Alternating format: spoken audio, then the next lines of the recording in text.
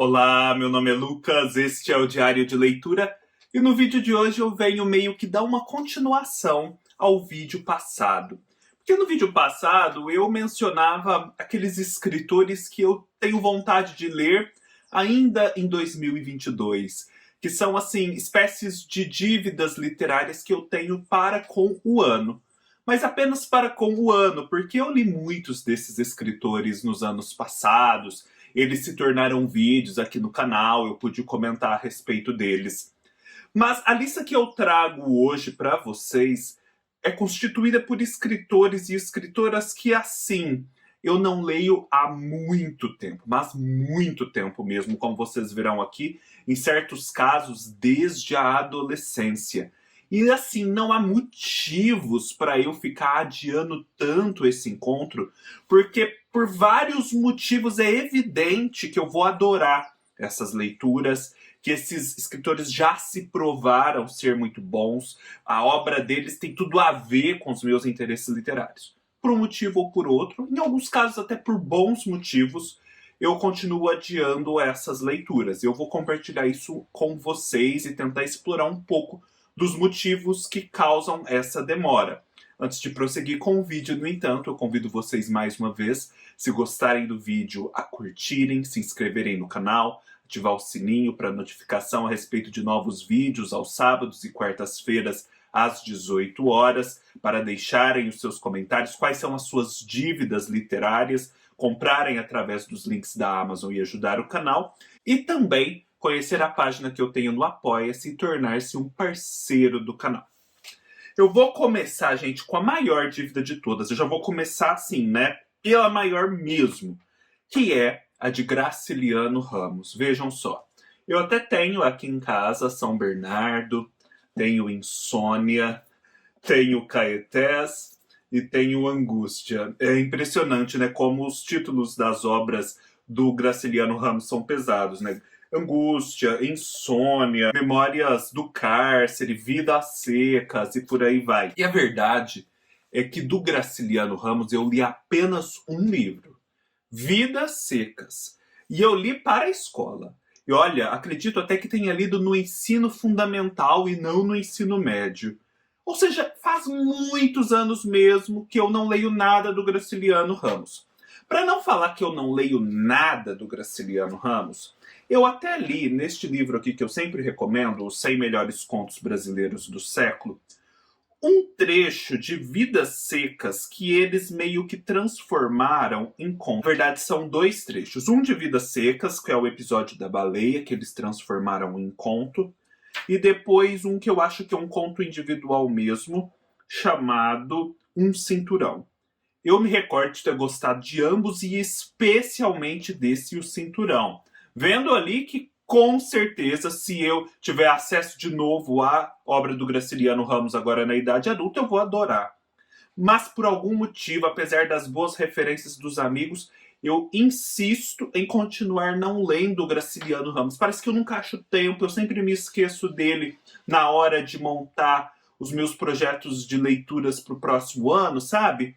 E aí vai ficando, o que é uma pena. Mas quem sabe isso signifique que quando eu chegar à obra dele eu vou estar ainda mais amadurecido literariamente e conseguirei prová-la assim com ainda mais eficácia. Vamos ver. A outra escritora que eu trago aqui é uma dívida assim um pouco menor, mas ainda assim uma dívida, porque falta muito dela por ler. E assim, a julgar pelo que eu gostei do que eu li, era para eu ter mergulhado muito mais na obra dela. Eu falo da Virginia Woolf. Não sei se vocês sabem, eu li Mrs. Dalloway há bastante tempo, inclusive tem um vídeo aqui no canal, e eu considerei desde então um livro da vida. Tão impactado eu fiquei pelo livro. Eu digo naquele vídeo que é como se a Virginia Woolf conseguisse fazer o sol brilhar nas páginas, sem nomear que o sol está brilhando. É um fenômeno de percepção e sensorial que eu não sei explicar, mas é algo muito rico que só a Virginia consegue. E segundo o que eu já ouvi de amigos, também acontecem as ondas, por exemplo, com o som do mar. Então, assim, era para eu reler Mrs. Dalloway, ler os outros livros, conhecer Orlando, As Ondas, Ao Farol e por aí vai, a não ficção. Da Virginia, eu já li então, né, e comentei até no canal, o Mrs. Dalloway, que se tornou esse livro da vida, e eu preciso reler para confirmar depois de muitos anos se ele se mantém nessa posição. Eu acredito que sim.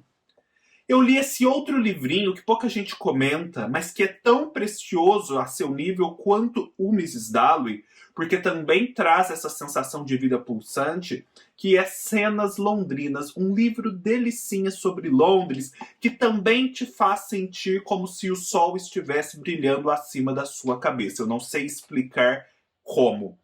E é engraçado, né? Porque Virginia teve todos aqueles problemas de depressão, se suicidou. Mas sempre que eu leio os livros dela, eu só consigo perceber muita vida, muita luz, muita energia pulsando. Eu ainda não conheci essa Virgínia soturna, essa Virgínia sombria. Eu não sei o que acontece com a minha percepção que eu não percebo isso. Mas enfim, li e comentei esses dois livros.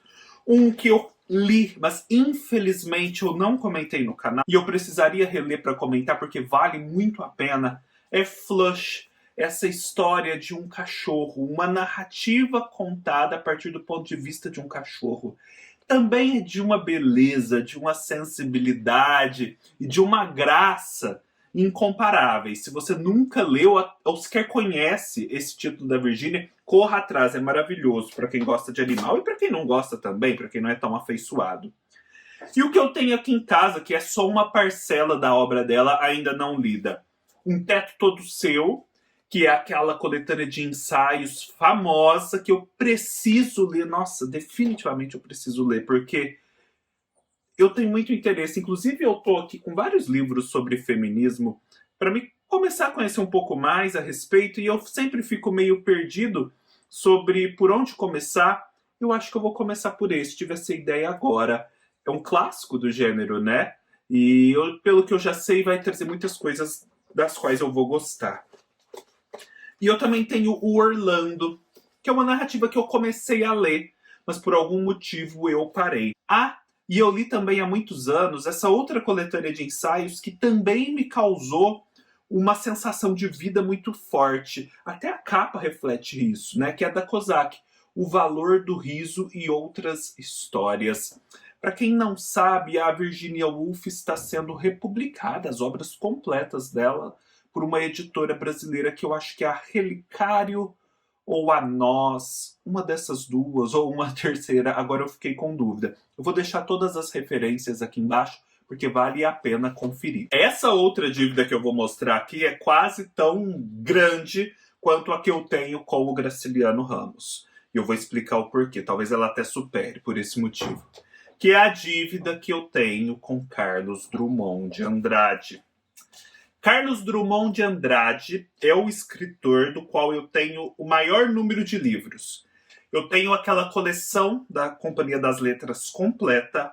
Eu tenho os livrinhos que eles foram publicando a partir das obras originais.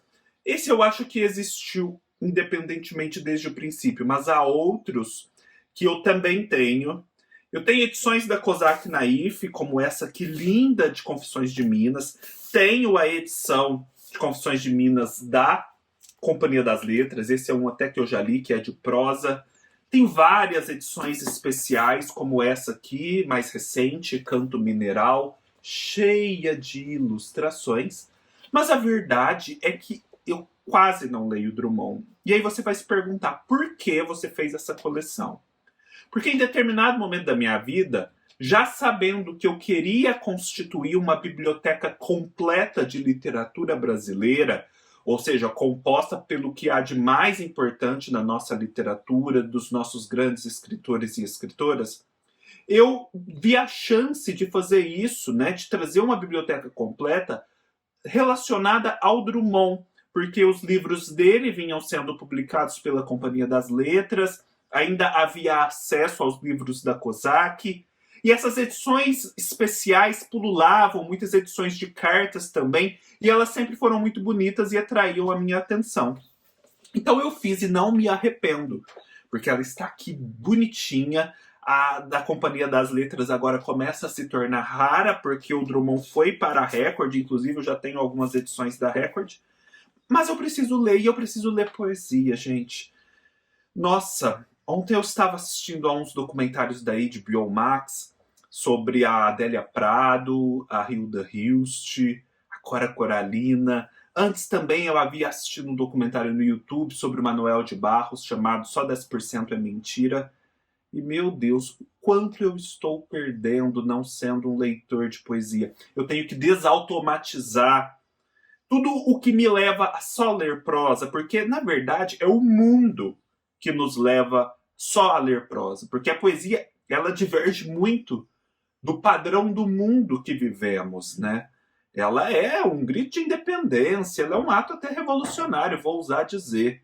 Então, ela exige todo esse esforço que não é só de leitura, é de ser de um jeito diferente na sociedade contemporânea. E eu preciso dar esse passo, fazer esse gesto.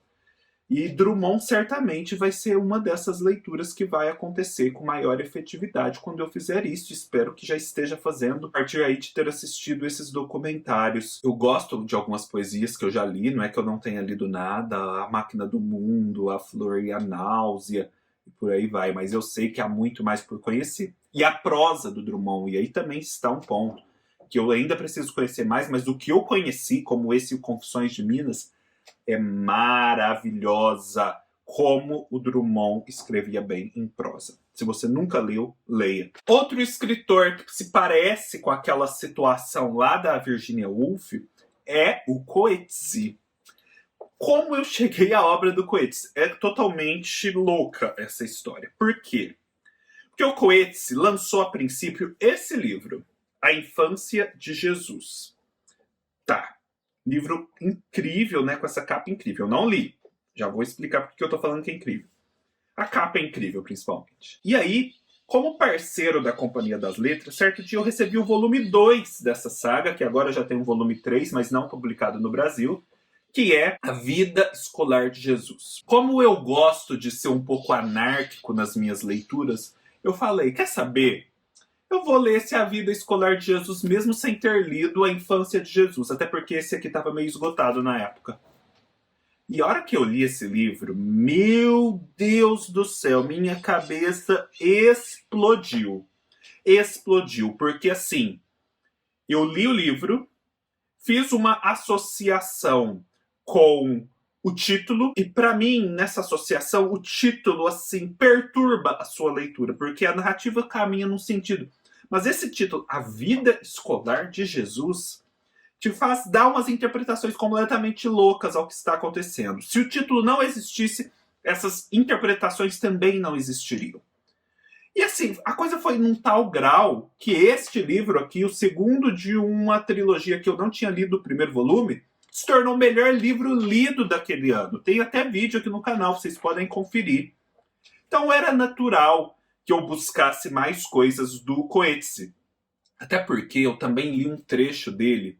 Sabe aquele livro da entrevista da Susan Sontag com a Rolling Stones? Salvo engano, ali tem um trecho em que o Coetzee fala na introdução sobre o que ele entende a respeito das entrevistas, né? Sobre certa deficiência do formato, da fala oral, da expressão oral. E eu concordei tanto com aquilo quando eu li, aquilo calou tão fundo em mim, sabe? Verbalizou coisas que eu já vinha pensando há muito tempo, que eu só pude concluir que, nossa, eu vou gostar demais do resto que eu ler do Coetzee. E eu já tenho algumas outras coisas dele aqui, né? Eu tenho o famoso Desonra, que todo mundo fala bem, então é pouco provável que eu não vá gostar. E mais recentemente eu ganhei esse Foe, que eu descobri tem a ver com Robinson Crusoe, do Daniel Defoe. Ah, justamente por isso chama Foe, gente. Agora que eu parei para sacar. Daniel Defoe, Foe. Não tinha percebido isso. Descobertas no meio do vídeo. Então há todo um mundo por descobrir, né? O Infância de Jesus, que eu não li até hoje, não sei porquê. Fora os outros, né? Que eu nem tenho aqui. Enfim, uma dívida que, nossa, só me prejudica, né? O autor tá aqui glorioso. Eu é que saio perdendo, demorando para ler os livros dele. Agora eu vou mencionar dois escritores baianos também que não tem explicação. Jorge Amado. Esse aqui eu já falei muitas vezes. E eu demorei, gente, até muito tempo para ter uma obra do Jorge Amado aqui na minha coleção. E eu não sei explicar o motivo disso. A obra que eu tenho, eu vou mostrar para vocês, é Dona Flor e seus dois maridos, né? Como essas edições da Companhia das Letras são bonitas. Meu Deus, realmente vale a pena fazer a coleção. Porque assim, eu sei que muita gente tem preconceito com Jorge Amado. A crítica, por muito tempo, teve preconceito contra o Jorge Amado, dizendo que era uma literatura popularesca, que não tinha tanto valor literário quanto, por exemplo, um Graciliano Ramos, não entrava aí no mesmo time. Fora as críticas do tipo, ele é famoso porque ele era comunista, sabe essas coisas? Eu sempre estive exposto a essas informações. Mas a verdade é que eu também estive exposto a várias outras informações que corroboravam a ideia de que o Jorge Amado é sim um grande escritor, que tem pontos altos de sua obra que merecem ser conhecidos. E essa visão prevaleceu em mim, então eu nunca cheguei a ter preconceito contra o Jorge Amado. E a ideia de brasilidade que ele traz, de identidade nacional, vibrante, tropical, sempre me atraiu, porque eu sou muito atraído por essa ideia de um modo geral. Então, assim, por que cargas d'água eu não li Jorge Amado até hoje? Coisas que não se explicam.